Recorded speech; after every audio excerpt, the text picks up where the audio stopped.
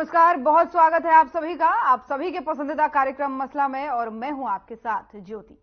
संसद के बजट सत्र की शुरुआत हो चुकी है। राष्ट्रपति द्रौपदी मुर्मू के संबोधन से आज सत्र की शुरुआत हुई। ये सत्र दो लिहाज से खास माना जा रहा है। पहला तो ये कि इस सत्र में देश की वित्त मंत्री छठी बार और बजट में पहली बार अंतरिम बजट पेश करेंगी। वहीं ये सत्र मोदी सरकार के दूसरे कार्यकाल का अंतिम बजट है। वित्त मंत्री निर्मला सीतारमण 1 फरवरी को सदन में अंतरिम बजट पेश करेंगी, क्योंकि लोकसभा चुनाव नजदीक है, जिस कारण से देश की जनता को राहत मिलने की उम्मीद भी जताई जा रही है। वहीं बजट में किसानों को बड़ी सौगात मिलने का अनुमान भी लगाया जा रहा है। सूत्रों का कहना है कि प्रधानमंत्री किसान सम्मान निधि योजना की किस्त बढ़ सकती है। साथ ही एक्सपर्ट का यह भी कहना है कि अंतरिम बजट में सरकार किसानों से जुड़े मुद्दों पर अहम ऐलान कर सकती है। साथ ही टैक्स धारकों को भी राहत मिलने के आसार जताए जा रहे हैं। और 9 फरवरी तक चलने वाले ये बजट सत्र हंगामेदार भी हो सकता है, क्योंकि विपक्ष सरकार को कई मुद्दों पर घेरने की तैयारी बना चुका है। इन्हीं सब मुद्दों के साथ सबसे बड़ा सवाल ये बनता है कि चुनाव के लिहाज से ये बजट कितना खास रहने वाला है। आम जनता, महिलाओं, किसानों या फिर देश के अलग अलग वर्गों के लिए ये क्या कुछ सौगात लेकर आएगा।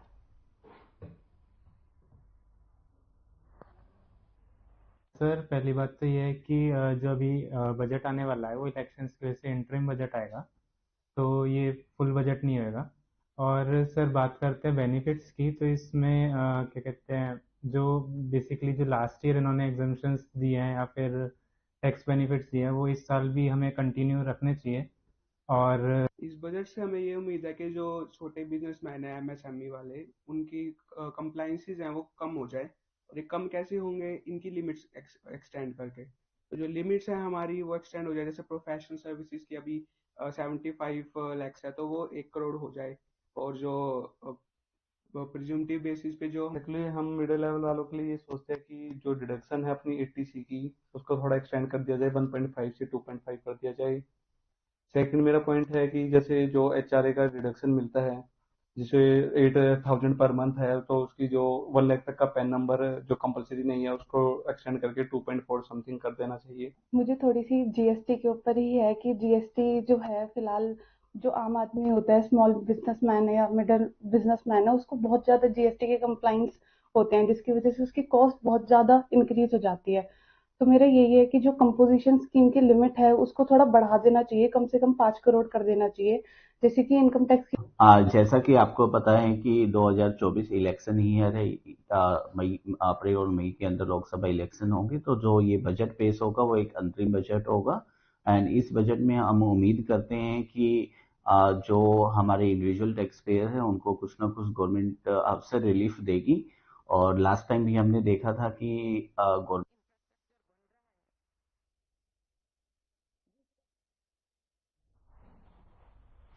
तो बजट सत्र की शुरुआत हो चुकी है और कल यानी 1 फरवरी को वित्त मंत्री निर्मला सीतारमण इस अंतरिम बजट को पेश करेंगी। हालांकि ये पूरा बजट नहीं है, अंतरिम बजट है। और बात करें अगर बीजेपी के कार्यकाल की, तो दूसरे कार्यकाल का ये अंतिम बजट रहने वाला है। तो इसको लेकर के तमाम सारी उम्मीदें भी लोग लगा रहे हैं। कई मायनों में खास रहने वाला है। चुनाव नजदीक है, चुनावी लिहाज से भी ये बजट काफी अहम माना जाएगा। और तमाम सारे एक्सपर्ट जो हैं वो अलग अलग कयास भी इस बजट को लेकर के लगा रहे हैं। किसानों को लेकर के उम्मीद जताई जा रही है। और इन्हीं सब तमाम मुद्दों पर चर्चा के लिए हमारे साथ मेहमानों का पैनल जुड़ चुका है। सबसे पहले तारुफ उनका आपसे करवा दूं। सीए दिनेश देशवाल बतौर अर्थशास्त्री हमारे साथ जुड़ चुके हैं। शिषपाल जिंदल जी प्रवक्ता बीजेपी हमारे साथ जुड़ चुके हैं। डॉक्टर टीना कर्मवीर प्रवक्ता कांग्रेस हमारे साथ जुड़ चुकी हैं। अनु सूरा जी प्रवक्ता इनेलो हमारे साथ जुड़ चुकी है। आप सभी मेहमानों का बहुत बहुत स्वागत है हमारे बेहद ही खास कार्यक्रम में। सबसे पहला सवाल शिषपाल जिंदल जी आपसे जानना चाहूंगी, क्योंकि कल बजट पेश हो जाएगा और जिस तरीके के कयास लगाए जा रहे हैं, चुनाव भी आने वाले हैं, काफी सारी उम्मीदें लोगों को इस बजट से है, तो क्या उम्मीदों पर यह बजट खरा उतरेगा? देखिए ज्योति जी, जैसा आपने अभी पहले कहा कि हर वर्ग कयास लगा रहा। हिंदुस्तान के, भारत के हर व्यक्ति को कयास लगाने का अधिकार है जी। लेकिन मैं इस बात से सहमत नहीं हूं कि इस बजट को हम आगामी लोकसभा चुनाव के मद्देनजर इसको देख रहे हैं। ऐसा नहीं है। बजट का अपना एक प्रावधान है और हमारी सरकार का ये दूसरी प्लान का अंतिम बजट है। हमारी सरकार की ये कोशिश रही है कि जहां भी जिस भी चीज की जरूरत है हर चीज पे हमने चिंतन किया है। ऐसा नहीं है कि जिस प्रकार से दूसरी सरकारों के सरकारें जब जब देश के अंदर रही है उन्होंने किसी पूरे भारतवर्ष के अंदर भेदभाव किया है उन राज्यों से जहां पर उनकी सरकारें नहीं थी। यही एक फर्क है हमारी पार्टी और दूसरे दलों के अंदर। कम से कम हमारी मोदी सरकार की जो ये सरकार है, ये बजट है, हम इस प्रकार की उम्मीद रख सकते हैं कि हम किसी भी क्षेत्र से भेदभाव, किसी भी वर्ग से भेदभाव नहीं रखेंगे। जो जो सरकार का संकल्प पत्र में घोषणाएं हमने की गई थी उन पर सरकार का चिंतन करना वो भी जायज है, उन पर ध्यान देना वो भी जायज है, और हर दृष्टि से हम हर वर्ग पर पूरा का पूरा ध्यान दे रहे हैं। और मुझे आशा है कि एक आध दिन में पेश होने वाला बजट हमारे भारतवर्ष के लोगों की आशाओं पर खरा उतरेगा। जी ठीक है जिंदल जी, जुड़े रहिएगा क्योंकि और भी मेहमान हमारे साथ जुड़े हुए हैं। आप सवाल लेना चाहूंगी डॉक्टर टीना कर्मवीर जी आपसे। जिस तरीके से सभी जानते हैं बजट सत्र का आगाज हो चुका है और कल बजट भी पेश हो जाएगा, अंतरिम बजट। तो ऐसे में विपक्ष क्या कुछ तैयारियां अपनी कर रहा है, क्या कुछ मुद्दे रखेगा और क्या कुछ आस विपक्ष को है बजट को लेकर के? शुक्रिया। देखिए, सबसे पहले तो बजट होता है वो निर्धारित करता है और तय करता है सरकार की दशा और दिशा। और मैं अगर भारत के संदर्भ में और या हरियाणा के संदर्भ में बात करूं तो हमें लगता नहीं है कि कोई उम्मीद है हमें से इस बजट से भी, क्योंकि आप देखेंगे किसी भी सरकार को आप 1 साल दे सकते हैं, 2 साल दे सकते हैं, 3 साल। इस साल ये जो सरकार है भारतीय जनता पार्टी 10 वर्ष तक सत्ता में रही। 10 वर्ष सत्ता में रहने के बावजूद भी आप देखेंगे कि जहां 54 लाख करोड़ कर्ज था भारत के ऊपर, आज वो 205 लाख करोड़ कर्ज है। तो अपने आप में ही दिख रहा है कि इतना कर्ज कैसे बढ़ रहा है। जब आप कह रहे थे कि किसानों की आय आप दुगनी कर देंगे, लेकिन वो आय तो दुगनी नहीं हुई। 2022 अब कह रहे हैं कि 2030 या अभी निर्मला सीतारमण साहिब आएंगी और वो कहेंगी नहीं हमारा तो ये विजन है 2047 तक है। जी ठीक है, ठीक है। तो क्या लगता है कैसा बजट होना चाहिए? आपको क्या लगता है, क्या उम्मीदें आप क्या कहती हैं कि कैसा बजट होना चाहिए?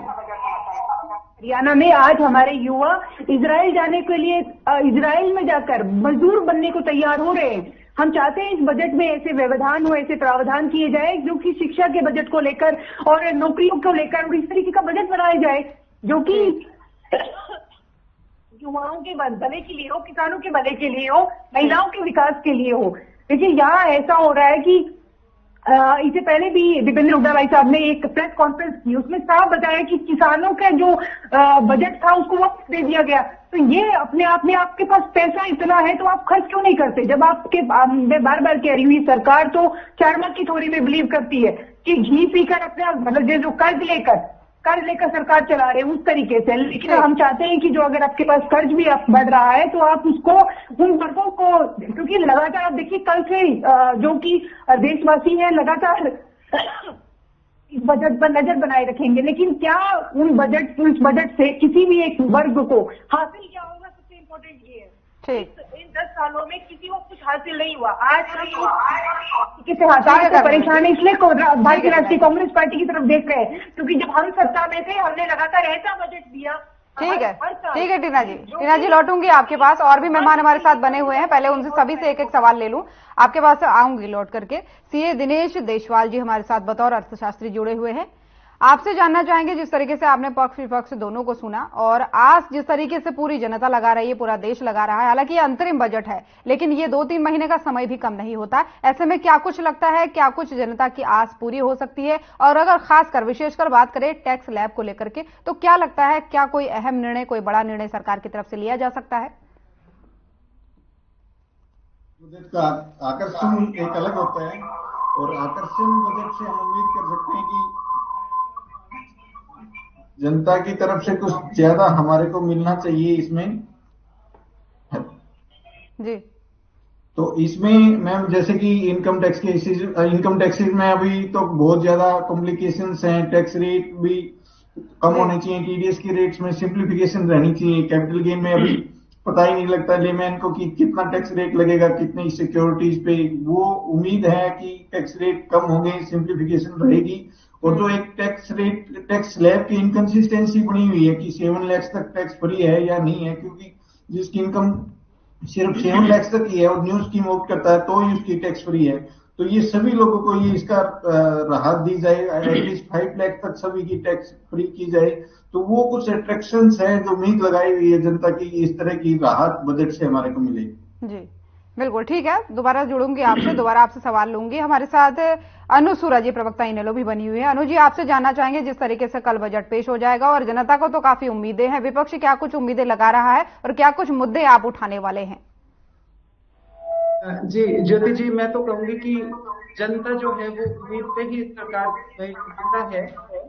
उम्मीद तो जनता ने लगाई है, लेकिन मैं ये कहना चाहूंगी कि पिछले 10 साल में इस सरकार का जो कार्य प्रणाली रही है, मोदी जी ने कहा था कि हम किसानों की आय दुगनी करेंगे। आय दुगनी करने की बजाय उन्होंने हाय किसान की दुगनी करने का इस प्रकार में काम किया है पिछली 2 सरकारों में, चाहे वो केंद्र सरकार की बात हो चाहे राज्य सरकार की।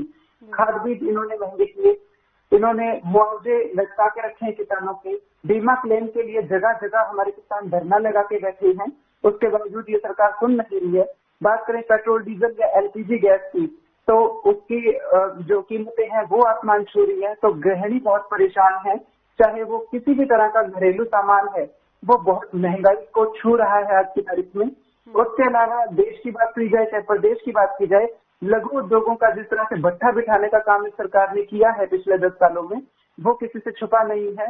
तो जो बजट के दौरान जो लोक लुभावने वादे किए जाते हैं वो अलग चीज है, लेकिन उसे इम्प्लीमेंट करने की जब बात आती है तो ये सरकार दोनों बार फेल रही है, बुरी तरह से फेल रही है। बजट होना चाहिए, क्या कुछ मुख्य बजट में होना चाहिए? आप कैसे बजट की उम्मीद लगाते हैं? देखिए, बजट में क्या होना चाहिए उससे महत्वपूर्ण है कि उसे इम्प्लीमेंट भी किया जाता है या नहीं किया जाता।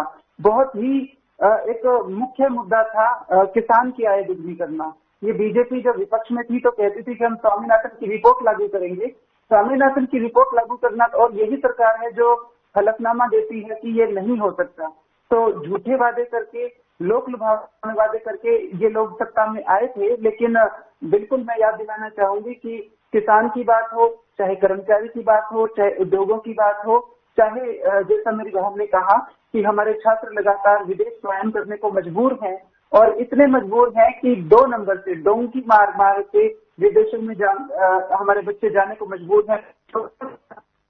ठीक है, आपके तमाम सारे सवालों का जवाब लिया जाएगा। जिंदल जी, आपके पास आना चाहूंगी। जैसे कि आपने दोनों प्रवक्ताओं को सुना और अर्थशास्त्री जी को भी सुना, तो ऐसे में क्या कुछ आप इनके सवालों का जवाब देंगे? क्योंकि इनका कहना है कि बजट में वादे तो सरकार कर देती है लेकिन इंप्लीमेंट नहीं हो पाता, वो ज्यादा जरूरी है। तो क्या कुछ और आप कुछ कहना भी चाह रहे थे? देखिए ज्योति जी, जैसा अनु सूरज जी ने कहा और डॉक्टर करमवीर टीना जी ने कहा जी, मैं ये कहना चाहूंगा कांग्रेस के प्रवक्ता साथी से कि दशकों तक इनकी सरकार रही भारतवर्ष के अंदर और प्रदेश के अंदर। नाकामी और नालायकी अगर सीखनी है तो इनकी सरकारों से सीखी जा सकती है। इन्होंने एक सवाल किया है कि इसकी किसानों की आय दुगनी। टीना जी, जरा 2014 से पहले आप आंकड़े उठा के देखिए। आपने किसानों की बात की है, किसानों का हरियाणा के अंदर प्रति एकड़ कितना ठेका था, इस बात का आपको जानकारी होनी चाहिए। उस समय अगर आपको जानकारी नहीं तो मैं आपकी जानकारी दुरुस्त कर देता हूं। उस समय किसानों का हरियाणा के अंदर प्रति एकड़ लगभग 14 से 15 हजार रुपए ठेका था, ठेके में जमीन जाती थी। आज किसानों का कितना ठेका है, इस बात की आपको जानकारी नहीं। आज लगभग 80 से 85 हजार रुपए किसानों का, इसके बाद आप ही के पास आऊंगी टीना जी, जा रहे हैं। ठीक, 80 से 85 हजार। डॉक्टर टीना, करमवीर, मेरी बात ध्यान से सुनिए। 80 से 85 हजार पूरे प्रदेश भर में किसानों की जमीनों का ठेका जा रहा है। आपको इस बात की जानकारी होनी चाहिए। आपको यहां ये चाहिए था कि सत्ता तो आप अच्छी प्रकार से नहीं संभाल पाए, कम से कम एक अच्छे विपक्ष की भूमिका ही अदा कर पाते। आप सरकार से मांग रखते कि इस वर्ग को क्या आवश्यकता है। हालांकि हमें आवश्यकता नहीं है, मोदी जी का पूरे वर्गों पर, पूरे देश का, पूरे राज्यों पर, पूरे जिलों पर ध्यान है। उनकी जो हमारा कदम है वो चल रहा है। आपने बताया कि कितना कर्जा भारतवर्ष के ऊपर है। अरे मैडम, जरा आंखें खोलकर देखिए, आज भारत की अर्थव्यवस्था कहां पे है। हमारे साथ हमारे अर्थशास्त्री जो जुड़े हुए हैं, ज्यादा जानकारी की आपको दे सकते हैं। आज भारत किस पायदान पर है, आपको इस बात का चिंतन करना चाहिए।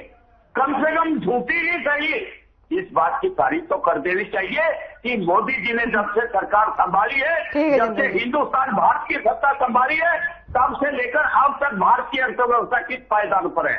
ठीक है जिंदल जी। बात दूसरी, ठीक है जिंदल जी, दोबारा लौटूंगी आपके पास। टीना जी कुछ कहना चाह रही बहुत देर से। टीना जी जवाब दीजिए।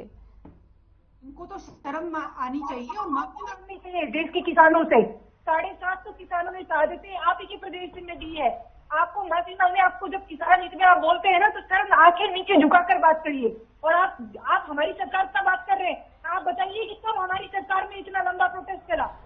आप जो लगातार चैनलों पे झूठ बोल रहे हैं और लगातार झूठ परोसते जा रहे हैं, इससे आपका भला नहीं होगा। सरकार आप बदलने जा रही है और फिर आप ईडी सीबीआई की फिर आप चक्कर काटना कि कैसे को परेशान किया। लगातार आपने देखिए, किसानों के हित में इन्होंने कोई काम नहीं किया। आपके पास बजट था, आपने किसानों के हित में अगर आप चाहते तो आप करते, आपने, क्योंकि फिर पहले आपके सारे मंत्री लगे हुए। ये काले कृषि कानून बहुत अच्छे हैं, काले कृषि कानून बहुत अच्छे हैं। फिर अचानक से जब आपके ऊपर प्रेशर आया तो आपको वापस लेना पड़ा, फिर माफी मांगनी पड़ी। तो आप उस तरीके की बातचीत मत करिए। मुद्दा यहाँ पर यह है कि जो ये बजट है, ये इस बजट में सभी लोगों की, सभी वर्गों की तरफ से एक कुछ उम्मीदें हैं और हम चाहते हैं कि अंतरिम बजट है, इसमें निर्मला सीतारमण जी से ये पूछा जाए कि प्याज बहुत महंगी है, तो वो कह देती है कि मैं प्याज नहीं खाती हूँ, प्याज नहीं खाना चाहिए। जब उनसे कहा जाता है टमाटर बहुत महंगा, तो कहती है गमले में टमाटर उगा लो। अरे शर्म आनी चाहिए इन लोगों को कि किस तरीके के नेता बना दिए गए। इनको सत्ता में बिठाया, आज इस बात की शर्म महसूस होती है सभी भारतवासियों को कि ये विडंबना है कि ऐसे लोगों को हमने सत्ता हाथ में दे दी, जो एक हाथ में तो लेके नफरत और हिंसा फैलाई है इन्होंने। नहीं पता, देखिए आपको कोई दृष्टिकोण नहीं है। आपने 2 करोड़ का वादा फिर क्यों किया जब आपको देना ही नहीं था। आज 1.5 लाख, ये जरूर सुन लीजिए कान खोल कर।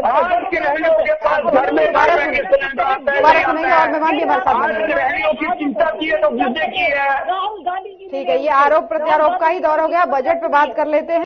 मेहमानों से फिर जुड़ूंगी मैं, लेकिन हमारे साथ दिनेश देशवाल जी भी बने हुए हैं। आपसे जानना चाहेंगे, जिस तरीके से जिस बजट की बात की जा रही है, एक बहुत ही महत्वपूर्ण मुद्दा है जीएसटी, जिसको लेकर के तमाम सारे लोगों से जब हमारे संवाददाताओं ने फील्ड में जाकर के बात की तो उन्होंने कहा कि जीएसटी में कुछ राहत मिलनी चाहिए। तो क्या लगता है, जिस तरीके से चुनाव नजदीक है, क्या जीएसटी को लेकर के कोई सरकार कोई फैसला ले सकती है, कुछ छूट उसमें मिल सकती है? वैसे जीएसटी में एक इनडायरेक्ट टैक्स है और इसकी समय समय पे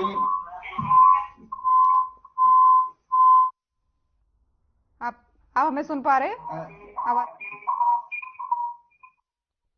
हेलो, इसकी समय समय पे जो रिलैक्सेशन आती रहती है नोटिफिकेशन के थ्रू, क्योंकि इनडायरेक्ट टैक्स है, लेकिन फिर भी बजट में इंटरिम बजट है, बजट में भी कुछ महत्वपूर्ण सुझाव और महत्वपूर्ण रिलैक्सेशन आती हैं।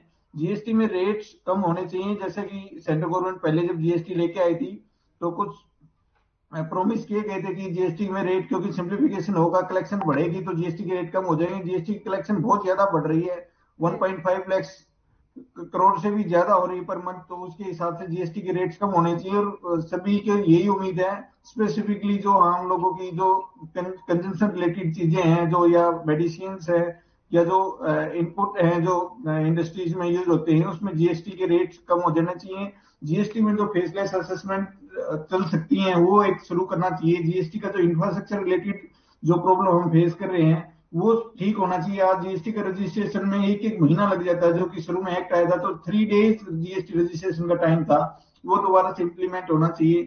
जीएसटी में आईटी सर्विसेज बड़ी वीक हम फेस करते हैं, जीएसटी में वहां अपलोड करने के डॉक्यूमेंट ही साइज बहुत कम है, वो बढ़ाना चाहिए। इंफ्रास्ट्रक्चर आईटी का में बहुत बड़ा कंट्रीब्यूट करके आईटी को एक अच्छा सा बनाना चाहिए ताकि हम फेसलेस तरीके से ऑनलाइन अपलोड ज्यादा से ज्यादा कर सके।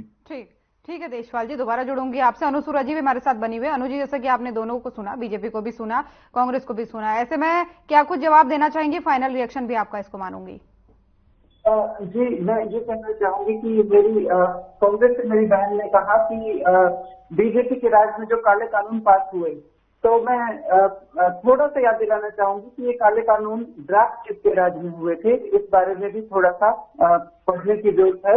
और बात करें हरियाणा की, तो हरियाणा के अंदर जब ये काले कानूनों के विरोध में किसान बैठे थे, तो किस तरह से विपक्ष ने किसानों का किस तरह से साथ दिया और किस तरह से नहीं दिया, ये भी जनता बहुत अच्छे तरीके से जानती है। सिर्फ एक एमएलए होते हुए भी इनेलो पार्टी के हमारे अभय सिंह चौटाला जी ने इस्तीफा देकर किसानों के साथ लड़ाई में हिस्सा लिया, जबकि विपक्ष के नाम पे कांग्रेस पार्टी भी थी जो 31 एमएलए के संगठन था जिनका, लेकिन वो कहीं भी हमें फील्ड में नजर नहीं आए। उसके बाद मैं याद दिलाना चाहूंगी कि जब ये काले कानून पास हुए थे तो राज्यसभा के अंदर भाजपा अल्पमत में थी। भाजपा के अल्पमत में होते हुए भी इतना आसानी से ये काले कानून पास कैसे हुए? क्या विपक्ष के अंदर दम नहीं था? एक ये मैं ध्यान दिलाना चाहूंगी। उसके अलावा जैसे बात हम बजट की कर रहे हैं, तो मैं ध्यान दिलाना चाहूंगी पब्लिक का कि जिस तरह से शिक्षा का प्राइवेटाइजेशन लगातार हो रहा है, चाहे वो उच्च शिक्षा हो, चाहे वो स्कूली शिक्षा हो, लगातार महंगी होती जा रही है। एक आम व्यक्ति स्कूल कॉलेज में अपने बच्चे को पढ़ाने में असमर्थ हो रहा है और सरकार सरकारी शिक्षण संस्थानों की तरफ कोई ध्यान नहीं दे रही। बिजली के बिलों की बात करी जाए तो लगातार बड़े बड़े बिजली के बिल। ठीक है, समय हमारे पास कम है। टीना जी, अनु जी के सवालों का जवाब दीजिए। 10 सेकंड आपके पास है, फाइनल रिएक्शन इसका आपको मानूंगी। जी देखिए, मैं एक बात जरूर कहना चाहती हूँ कि लगातार जो डाटा आ रहा है कि किसान आत्महत्या कर रहे हैं, मुझे लगता है कि जब निर्मला सीतारमण जी आए तो उस पर जरूर चर्चा करें, क्योंकि ये बहुत ही जिसे कहें कि गंभीर एक वो है कि यहाँ लगातार एक तरफ किसान आत्महत्या कर रहे हैं, युवा 2-2 घंटे के अंदर, युवा 2-2 घंटे में आत्महत्या कर रहे हैं। अब ये शिषपाल जी थोड़ा ध्यान दीजिए इस पर। ये एनसीआरबी की रिपोर्ट है। लगातार महिलाओं की सुरक्षाओं को लेकर कोई बजट, आप सोचिए कि बेटी बचाओ बेटी पढ़ाओ में इन्होंने 80% जो है पोस्टरबाजी करने में लगा दिया, जबकि आपको जो बजट दिया गया है, आप जब बेटी बचाओ और बेटी पढ़ाओ की बात करते हैं तो आप एजुकेशन में कितना बजट दे रहे हैं? आपका उस जो एक तरफ मोदी साहब आते हैं कि बच्चों को ज्ञान बांटने के लिए कि ऐसा पढ़िए वैसा करिए, मेंटल स्ट्रेस दूर होगा, लेकिन आप वहीं पर कोई भी पेरेंट्स अपने बच्चों को, अभिभावक पढ़ा पा रहे हैं? इतना जीएसटी लग रहा है, स्टेशनरी पे जीएसटी लग रहा है। आपका फाइनल रिएक्शन, टीना जी के सवालों के जवाब के साथ फाइनल रिएक्शन आपका। जनरल जी, आप सुन पा रहे हैं मुझे? जी, फाइनल रिएक्शन टीना जी के सवालों के जवाब के साथ। ठीक, देखिए ज्योति जी, इनको थोड़ा सा बजट का पहले इंतजार करना चाहिए। बारिश से पहले ही, जैसे हम एक कहावत है कि जूते निकाल लिए चप्पल निकाल लिए, उस प्रकार के शब्द इनको इस्तेमाल नहीं करना चाहिए, बल्कि अच्छे विपक्ष की भूमिका उनको अदा करनी चाहिए। बेहतर ये होता कि हमारा पहले बजट सुना जाए। देखिए, सुनिए टीना जी प्लीज। बेहतर ये होता कि पहले हमारा केंद्रीय बजट आपको सुनना चाहिए था, उसके बाद ही अगर कोई आप टिप्पणी करते तब आपकी बात लोग भी सुनते और हम भी सुनते, लेकिन अब लोगों को यकीन हो चुका है। ठीक है जिंदल जी, ठीक है टीना जी, ठीक है जिंदल जी, आप सभी मेहमानों का बहुत बहुत धन्यवाद, क्योंकि समय की हमारे पास कमी है। बहुत बहुत धन्यवाद आप सभी मेहमानों का। तो कल वित्त मंत्री निर्मला सीतारमण बजट पेश करेगी और उससे पहले जो है तमाम तरीके के कयास लगाए जा रहे हैं। आमजन जो है उम्मीद लगाए बैठे हैं, लेकिन देखना यही होगा कि आने वाले बजट में जो अंतरिम बजट पेश होने वाला है उसमें क्या कुछ राहत जनता को मिलने वाली है। फिलहाल आज के मसले में इतना ही। नमस्कार।